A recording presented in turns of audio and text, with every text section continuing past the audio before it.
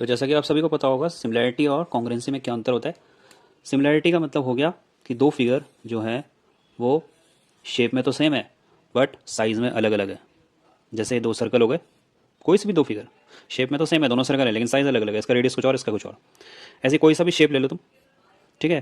Triangle ले लो, triangle में भी सिमिलैरिटी में क्या होगा कि शेप में तो अलग अलग है, सॉरी शेप में तो एक जैसे हैं बट साइज़ अलग अलग है।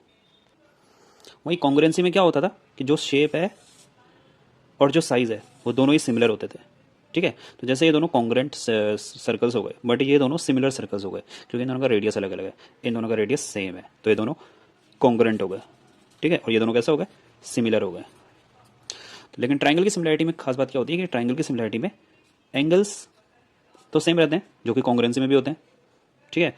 बट कॉन्ग्रुएंसी में साइड्स भी सेम होती हैं, लेकिन सिमिलैरिटी में क्या होता है कि साइड्स का जो रेशियो है कॉरस्पॉन्डिंग, जैसे ए बी सी ये साइड है और डी ई एफ ये साइड है, तो साइड्स का जो रेशियो होता है वो सेम रहता है। मतलब ए अपॉन डी अगर करें is equal to B upon E होगा और is equal to C upon F होगा, ठीक है। तो सिमिलर दो ट्राइंगल सिमिलर कब होते हैं, जब उनके कॉरस्पॉन्डिंग एंगल सेम हो, ये वन तो ये भी वन, ये टू तो ये भी टू और ये थ्री तो ये भी थ्री, और उनकी साइड्स का रेशियो सेम हो। साइड्स इक्वल हो गया तब तो सिमिलर कॉन्ग्रुएंट हो जाएंगे, बट साइड अगर रेशियो में है सेम तो फिर वो सिमिलर हो जाएंगे, ठीक है। तो इसी के ऊपर क्वेश्चन है, वेरी इजी। तो यहाँ पे एक ट्राइंगल दे रखा है ए बी सी और एक लाइन है डी ई जो कि पैरेलल है बी सी के, और हम उसको बोला है और बी ई और सी डी को जोड़ा गया है। D E parallel to B C दिया हुआ है और A D is to D B, यानी A D is to D B ये हमको दे रखा है 2:3, ठीक है। यानी क्या दे रखा है हमको, ये दे रखा है 2:3। उसके बाद बोला गया प्रूफ करो angle A D is similar to A B C, A D E और ए बी सी को सिमिलर प्रूफ करो। सिमिलर प्रूफ करने के लिए, जैसे कॉन्ग्रुएंसी प्रूफ करने के लिए क्राइटेरिया होते थे 3, एस एस एस, कॉन्ग्रुएंसी के लिए ये सब होता था ना, S S S S A S, ऐसे करके बहुत बहुत सारे 6-7 क्राइटेरिया होते हैं। ऐसी सिमिलैरिटी के लिए भी होते हैं, लेकिन सिमिलैरिटी में एक बात अच्छी है कि तुमको दो क्राइटेरिया से भी ट्राइंगल सिमिलर हो जाएंगे। अगर तुमने दो एंगल इक्वल दिखा दिया तो भी ट्राइंगल सिमिलर हो जाते हैं, नहीं तो 3 क्राइटेरिया तो नेसेसरी होते ही हैं। और सिमिलैरिटी में 2 क्राइटेरिया से भी ट्राइंगल सिमिलर हो जाएंगे, क्योंकि दो एंगल अगर किसी ट्राइंगल के इक्वल होंगे तो ज़ाहिर सी बात है तीसरा भी इक्वल होगा ऑटोमेटिकली, इसलिए ए से काम चल जाता है। तो यहाँ पे एक ट्राइंगल ए डी है, ए डी ई, तो ए डी ई ये ट्राइंगल है ए डी ई, ठीक है। और एक ट्राइंगल है ए बी सी ये बड़ा वाला, इन दोनों को मुझे सिमिलर करना है। तो मुझे अगर बस कोई भी दो एंगल सेम दिख गए तो दोनों ट्राइंगल सिमिलर हो जाएंगे। तो फाइंड करते हैं। देखो एक एंगल तो यही है ए, ये दोनों में कॉमन है, उसी एंगल से ए बी सी बन ए डी ई बन रहा है, उसी से ए बी सी बन रहा है। एक हमें जो गिवन है उसका फ़ायदा उठाना चाहिए। D E parallel to B C है, तो डी ई और बी सी दो लाइन अगर आपस में पैरेलल होती है तो उनके बीच में जो एंगल होते हैं क्या क्या होते थे, अल्टरनेट इंटीरियर, ठीक है, और एक कॉरस्पॉन्डिंग एंगल। तो यहाँ पे डी ई जो है बी सी के पैरेलल है, तो जो ये वाला एंगल है यानी ये वाला वो इसके इक्वल होगा, यानी angle D is equal to angle B. हो गए दो ट्राइंगल सिमिलर। तो angle A equal to angle A आया, और एंगल ए डी ई यानी कि ये वाला equal to angle A B C को तुम सीधा बी बोल सकते हो, लेकिन ए डी को डी नहीं बोल सकते क्योंकि डी से पता नहीं चलेगा, लगता है बी डी सी भी हो सकता है, इसलिए ए डी ई बोलना पड़ेगा। तो हो गए दो एंगल इक्वल, देयरफॉर ट्राइंगल। अब देखो सिमिलैरिटी लिखते समय कैसे लिखना है, ए डी ई। अगर मैं इसको ए डी पहले लिख देता हूँ तो किसका सिमिलर होगा, यहाँ पे भी कॉरस्पॉन्डिंग चीज़ें लिखनी पड़ेंगी। ए के सिमिलर कौन है ए, डी के सिमिलर बी और सी।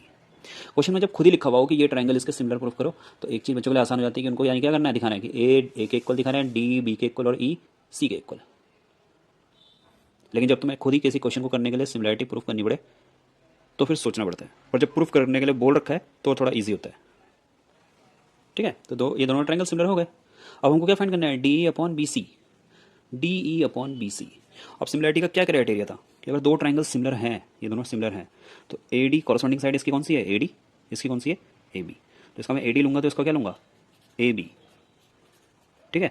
ऐसे इसका ए ई लूँगा तो इसको क्या लूँगा ए सी, और इसका अगर डी ई लूँगा तो इसको क्या लूँगा बी सी। तो मुझे D E upon B C निकालना है। इनमें से मुझे क्या पता है, क्या मुझे A D upon D B पता है, हाँ जी मुझे A D upon D B पता है, जो दे रखा है 2/3।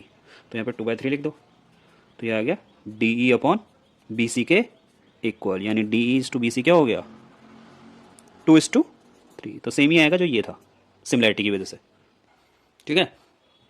नहीं नहीं, एक मिनट, यहाँ पे A D upon A B है और दिया हुआ हमको A D upon D B है। तो A D upon D B क्या है, 2:3। तो A D upon A B क्या होगा, ए बी क्या होगा, ये पूरा 5 हो जाएगा, ठीक है, 2+3। तो A D upon A B क्या होगा, 2/5। तो वही डी अपॉन बी सी हो जाएगा, यानी 2:5 आंसर हो जाएगा। तो इसका आंसर क्या होगा, 2:5, ठीक है। तो ये ध्यान से करना चाहिए, A D is to D B दिया हुआ था और A D is to A B निकल रहा था। तो A D is to A B क्या होगा, अगर ये 2 और ये 3 है तो ये 2+3 पूरा 5 हो जाएगा, क्योंकि मुझे A D upon A B चाहिए, तभी वो डी अपॉन बी सी का इक्वल आएगा, इसलिए 2:5 आएगा ना कि 2:3। Okay, next part. अब आपको क्या प्रूव करना है, triangle D F E similar to triangle C F B.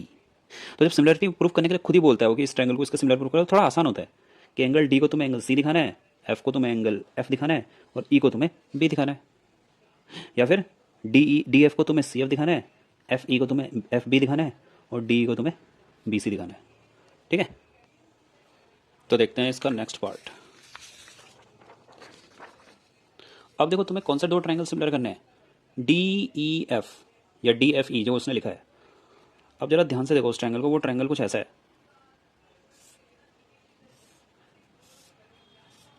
ये ए है, ये बी है, ये सी है, ये इससे जुड़ा हुआ है, ये इससे जुड़ा हुआ है, ठीक है। ये डी है, ये ई है और ये एफ है। डी एफ ई ये वाला ट्राइंगल, वो बोल रहा है सी एफ बी यानी ये वाला ट्राइंगल।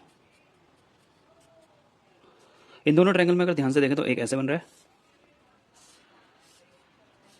ये डी है, ये ई है, ये बी है, ये सी है और ये एफ है। ये दोनों लाइन पैरेलल है। सिमिलरिटी प्रूफ करने के लिए क्या चाहिए, मुझे बस क्या दिखाना पड़ेगा, दो एंगल्स इक्वल इन दोनों ट्रायंगल में। तो देखो दोनों लाइन पैरेलल हैं, यहाँ पे एक जेड बन रहा है ऐसे, जेड के अंदर जो एंगल होते हैं वो इक्वल होते हैं अल्टरनेट इंटीरियर से। तो मतलब angle D E D F is equal to angle B C F. तो या फिर इसको 1 ले लो, इसको 2 ले लो, simple. Angle 1 is equal to angle 2 और ऐसी ये दोनों एंगल भी इक्वल है। वर्टिकली अपोजिट सबसे आसान यही है, angle 3 is equal to angle 4। Angle 1 2 के इक्वल क्यों है, क्योंकि अल्टरनेट इंटीरियर है, क्योंकि D E parallel to B C है। और 3 और 4 इक्वल क्यों है, क्योंकि वर्टिकली अपोजिट एंगल्स हैं। देयरफॉर दो एंगल इक्वल हो गए। तो ट्राइंगल डी एफ ई जो उसने बोला था वही लिखो, डी एफ ई किसका सिमिलर होगा, ट्राइंगल सी एफ बी के। कौन सा सिमिलरिटी है, एंगल एंगल सिमिलरिटी। हो गया, हेंस प्रूफ सेकंड पार्ट भी हो गया, ठीक है। जो उसने बोला है डी, तो डी देखो डी और सी इक्वल है, तो डी वाला एंगल और सी वाला एंगल इक्वल है। और एफ तो एफ ही है दोनों में, और ई वाला एंगल बी के इक्वल है। ऐसे तुम साइड्स का रेशियो भी सोच सकते हो कि D E upon B C यानी D A upon B C is equal to D F upon C F is equal to E F upon B F, ठीक है। और लास्ट पार्ट में क्या दिया हुआ है कि हमको area of triangle D F E दे रखा है, डी एफ ई का एरिया दे रखा है। इस ट्राइंगल का एरिया कितना है 16, और हमें इस ट्राइंगल का एरिया निकालना है। तो ये तो और भी ईजी है।